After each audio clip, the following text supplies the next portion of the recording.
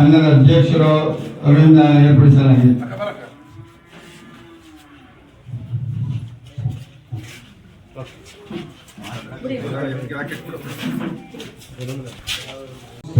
ಈ ಸಂಸ್ಥೆಯನ್ನು ಉಳಿಸೋದು ಬೆಳೆಸೋದೆಲ್ಲ ರೈತರಲ್ಲಿ ಇರುತ್ತೆ.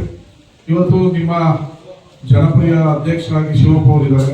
ನಿಮ್ಮ ಊರಿನ ಯಾವುದೇ ಡೈಲಿ ಸಮಸ್ಯೆ ಇದ್ರು ಅವ್ರ ಹತ್ರ ಹೇಳಿದ್ರೆ ಅದನ್ನ ಅವರು ಬಗೆಹರಿಸ್ತಾರೆ.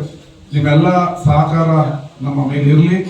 ನಿಮ್ಮ ಊರಿನ ಮುಖ್ಯ ರಸ್ತೆಗೆ 1.5 ಕೋಟಿ ರೂಪಾಯಿ ಟೆಂಡರ್ ಮುಗಿದಿದೆ. ರವಿ ಭೋಜೇಗೌಡರು ಟೆಂಡರ್ ತಗೊಂಡಿದ್ದಾರೆ. ಅವ್ರಿಗೆ ನಾನು ಹೇಳಿದ್ದೀನಿ ಶೀಘ್ರದಲ್ಲೇ ಕೆಲಸ ಮಾಡಿ ಮುಗಿಸ್ಬೇಕು ಅಂತ. ನಿಮ್ಮ ಬಹಳ ದಿನಗಳ ಕೆಲಸವನ್ನ ನಾನು ಮುಂದಿನ ವಾರನೇ ಅದ್ರ ಭೂಮಿ ಪೂಜೆಯನ್ನ ಮಾಡ್ಕೊಡ್ತೀನಿ, ನಾಳೆನೇ ಮಾಡ್ಕೊಡ್ತೀನಿ ಅಂತ ಹೇಳಿದ್ರೆ ಅವ್ರು ಮೇನ್ ರೋಡ್ ಅನ್ನು ಕೂಡ ತಗೊಂಡಿರೋದ್ರಿಂದ ಆಳುಗಳು ಕೆಲಸಗಾರರು ಸ್ವಲ್ಪ ಕಡಿಮೆ ಇದೆ.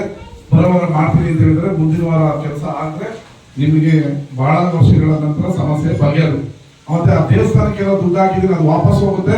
ಅದಕ್ಕೆ ಮುಂಚೆ ನೀವು ಆ ಕೆಲಸನ ಆರಂಭ ಮಾಡ್ಬೇಕು. ಯಾಕಂದ್ರೆ ದುಡ್ಡೇ ಮೊದಲು ಬರ್ತಾರಲ್ಲ, ಈಗ ಬಂದಿರೋ ದುಡ್ಡು ವಾಪಸ್ ಹೋಗೋ ತರ ಮಾಡ್ಕೋಬೇಡಿ ದಯವಿಟ್ಟು ಆ ಕೆಲಸ.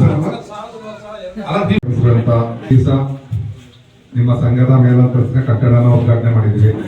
ಇದೇ ರೀತಿ ಗುಡಿಗೆನಹಳ್ಳಿಯಲ್ಲಿ ಹಾಲು ಉತ್ಪಾದಕ ಸಂಘವನ್ನು ಅಭಿವೃದ್ಧಿಪಡಿಸಿ ನಮ್ಮ ಮನ್ಮೂಲ ವತಿಯಿಂದ ಎಲ್ಲ ಸಹಾಯ ಸಹಕಾರವನ್ನು ನೀಡ್ತೀವಿ. ಈಗ ಮೇಲಂತಸ್ತಿನ ಕಟ್ಟಡಕ್ಕೆ 1.5 ಲಕ್ಷ ಅನುದಾನ ಬರುತ್ತೆ.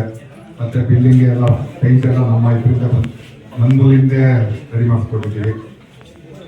ನಮ್ಮ ಮನ್ಮೂಲ ವತಿಯಿಂದ ಹಾಲು ಮೇವು ಕತ್ತರಿಸುವ ಯಂತ್ರವನ್ನ ಸಬ್ಸಿಡಿ ರೇಟ್ ಕೊಡ್ತೀವಿ, ಉಪಯೋಗಿಸಿಕೊಳ್ಳಿ.